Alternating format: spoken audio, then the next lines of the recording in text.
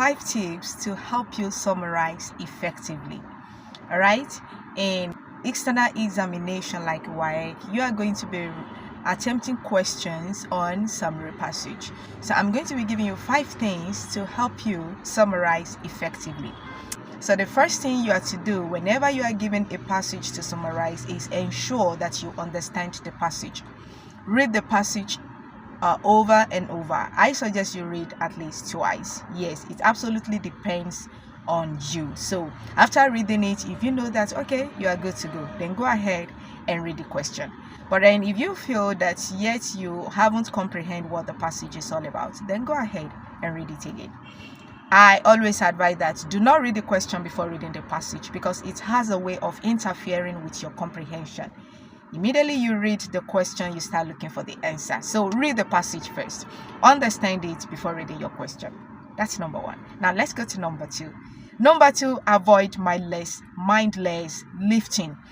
So you are to look for your topic sentence.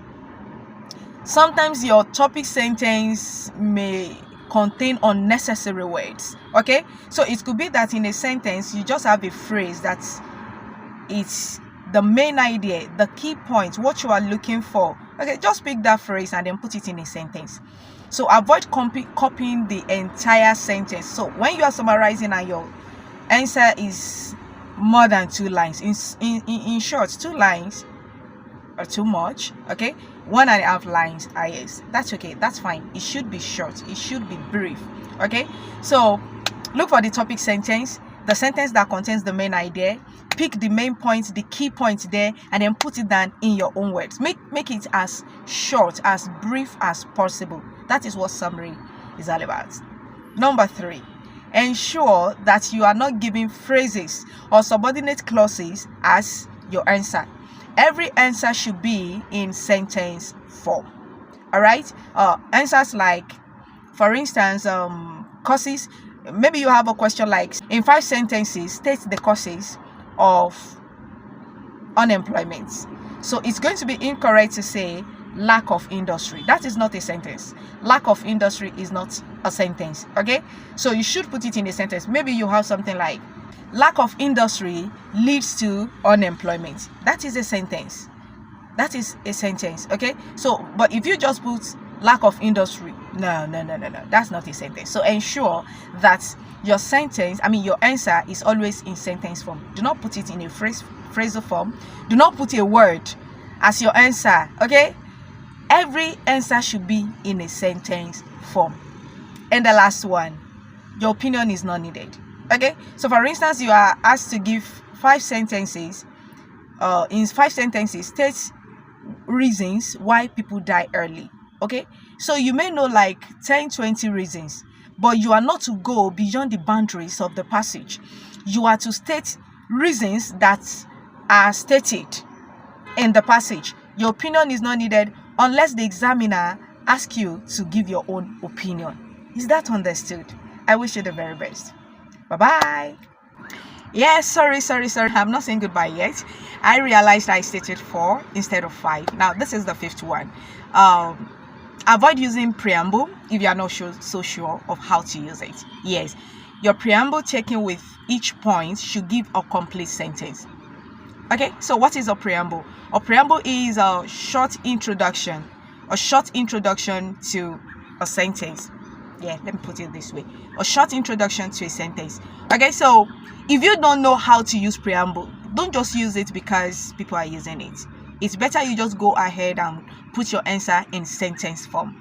All right, this is an example of a preamble. In 5 sentences, state the importance of agriculture. Okay, so a preamble now will go this way. The importance of agriculture include the following. You have your colon. That is a preamble. The importance of agriculture include the following. That's a preamble. Now, this kind of preamble, the importance of agriculture include the following, is wrong, because the points taken with the preamble cannot give you a complete sentence. It won't make a sense. All right. The importance of agriculture include the following: 1, shortage of farmland. The importance of agriculture include the following: shortage of farmland. Does that make a complete sentence or reasonable sentence? No. Now, let me give another preamble that I think should be suitable for this. The importance of agriculture are: number 1, shortage of farmland. Number 2, lack of capital. Number 3. Now, each point you are listing should begin with lowercase, small letter. Do not start with capital letter, because each point is being seen as the continuation of your preamble. So your preamble taken with each point must give a complete sentence. Now, if you miss the preamble, you are going to miss all the points. You score 0. You see, it's so dangerous if you are not so sure of the preamble. So our advice, just go ahead and use it, and use your sentence form. Shortage of manpower. Okay, what am I saying? Importance of agriculture. I was actually listing, I think, problems of agriculture. Okay, the problem, shortage of manpower is a problem of agriculture. That's a sentence. But if I should just say shortage of manpower, that is not a sentence. That is a phrase, and that's going to earn you 0. Okay, put it in sentence form. Avoid preamble if you are not so sure of it. Look for your topic sentence, and you don't have to lift everything. Look for the keywords and put it down in your own word. Ensure you understand the passage.